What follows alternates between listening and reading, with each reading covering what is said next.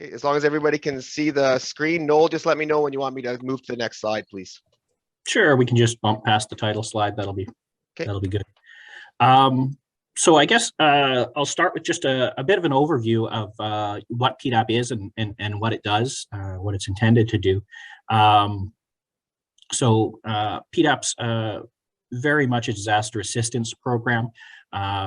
We provide assistance for uninsurable essential property that's been damaged by a designated natural disaster. So I guess it's very rare that we're involved in the livestock arena. Unfortunately, the southeast corner has been hit by a blizzard that is exceeding what's on recorded history.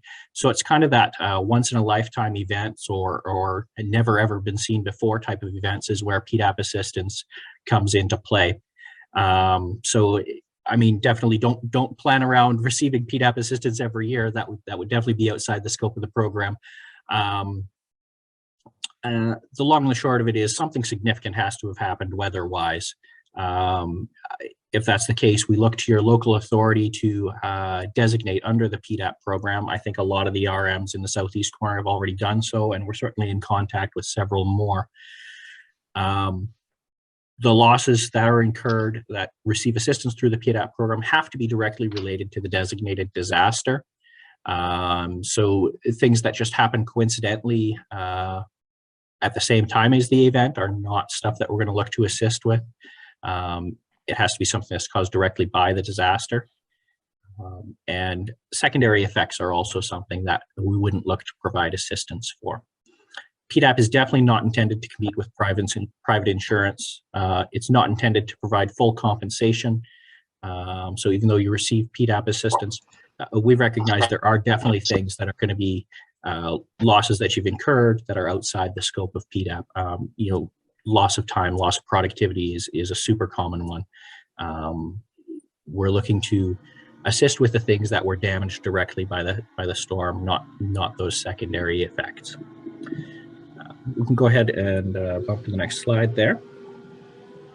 Of interest to this group, obviously, is the provisions for a small business claim, and specifically agricultural operations. Donovan, have you shared this slide deck out to your group, or?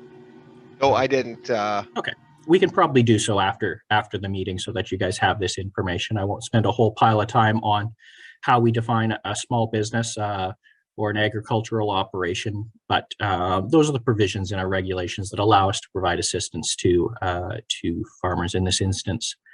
The key point there is you have to actually own what you're claiming for. So if you're looking after someone else's farm, they're the ones that have to make the claim, not necessarily the person that's operating the farm, but the person that actually owns the property being claimed. We can go ahead and bump to the next slide here. Sorry,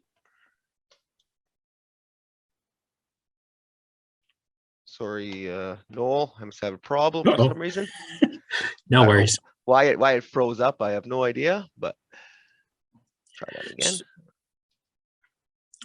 There we go. Yeah, something like there. It's perfect. So the provisions that we are providing assistance under in this case are our small business provisions. So there are some restrictions around what is and isn't a small business. The maximum gross revenue limit is defined as $2 million. If your gross revenues are beyond $2 million, it no longer fits within the small business category and would be unable to provide assistance in that case. The same as if the operation employs more than the equivalent of 20 full-time employees. Also, being that it is a small business claim, there does have to be some revenue shown. If it's farming for fun and not generating a revenue of at least $4,000 a year, that's considered non-essential at that point and wouldn't fall under our small business criteria. Go ahead and bump to the next slide there.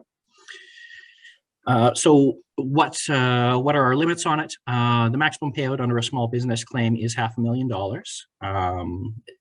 It would be tough to receive that level of payout without having substantial property damage in addition to livestock loss and still fit within the small business category. So I would say it's unlikely you can expect claims of that magnitude. How the program works is the first 5% is an applicant's responsibility of eligible items, and then the remaining 95% of eligible items are paid for by PDAP. Damages for livestock are valued at current market rates at the time of the disaster. We rely on SAS Crop Insurance's database to pull those values, but it is the actual value at the time of the disaster that we're paying. You go ahead and bump to the next slide there. So the basic process in terms of submitting a claim, assuming your RM has already done the designation process, is you're going to go ahead and submit a private property application form. You can do that either paper-based or digital. Your claim will be processed a little bit quicker if we receive it digitally because we get to skip a step of data entry.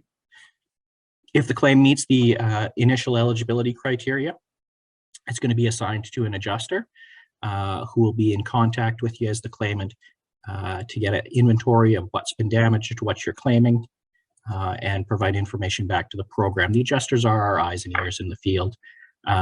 Depending on the type of documentation you have, in the field may just mean via email correspondence. Like if you have video and detailed pictures and good records, we leave it in our adjusters' discretion whether they actually do need to physically visit the site or whether they have enough information to prepare a report based on the information that you give them.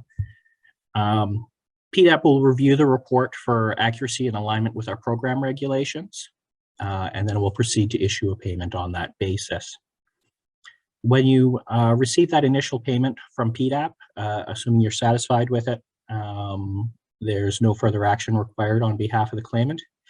If there's something in the payment that you disagree with, we have options for you to be able to appeal or provide additional documentation or that sort of thing if you get to that point.